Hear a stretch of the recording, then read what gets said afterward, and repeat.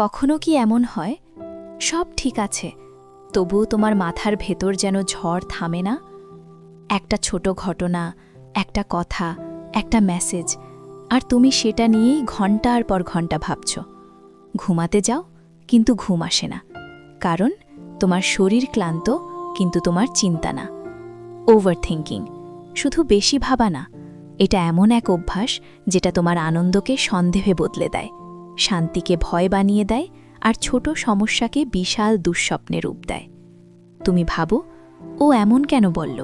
আমি কি ভুল করলাম? যদি খারাপ কিছু হয়? আর ধীরে ধীরে তুমি বাস্তবে না, নিজের চিন্তার ভেতর বাঁচতে শুরু করো।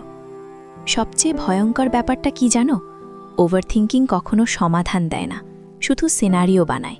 ১০০টা যদি, ১০০টা কেন, ১০০টা অযথা ভয়। আর বাস্তবে কিছুই ঘটেনি। তবুও তোমার মন ক্লান্ত, তোমার আত্মবিশ্বাস কমে যায়, তোমার ভালো লাগা হারিয়ে যায়। তুমি কি খেয়াল করেছ, ওভারথিঙ্কিং মানুষকে সবচেয়ে বেশি কষ্ট দেয় তখন যখন সে একা থাকে, রাতে, নীরবতায়, নিজের সাথে। কারণ তখন কেউ ডিস্ট্র্যাক্ট করে না, কেউ থামায় না, শুধু মাথার ভেতরের আওয়াজ।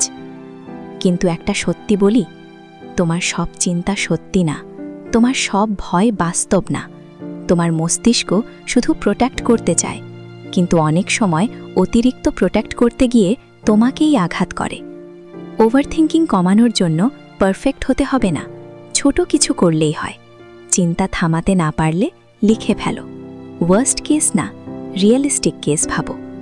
নিজের মনকে জিজ্ঞেস করো, এটা সত্যি সমস্যা নাকি আমার মাথার গল্প? আর সবচেয়ে গুরুত্বপূর্ণ, নিজেকে দোষ দেওয়া বন্ধ করো। তুমি ব্রোকেন না, তুমি উইক না, তুমি শুধু একজন মানুষ যে একটু বেশি ভাবে, একটু বেশি অনুভব করে। আর জানো, এই মানুষরাই সবচেয়ে গভীর হয়। শুধু শিখতে হবে চিন্তার মালিক হওয়া, চিন্তার দাস না। আজ থেকে একটা চেষ্টা করো, সব চিন্তা বিশ্বাস করবে না, সব ভয় মানবে না। নিজেকে একটু শান্তি দাও, কারণ তোমার জীবনটা শুধু ভাবার জন্য না, বাঁচার জন্য। ভিডিওটা ভালো লাগলে লাইক, কমেন্ট ও শেয়ার করতে ভুলো না। লাস্ট মিনিট লার্নিং সাথে থাকার জন্য অসংখ্য ধন্যবাদ।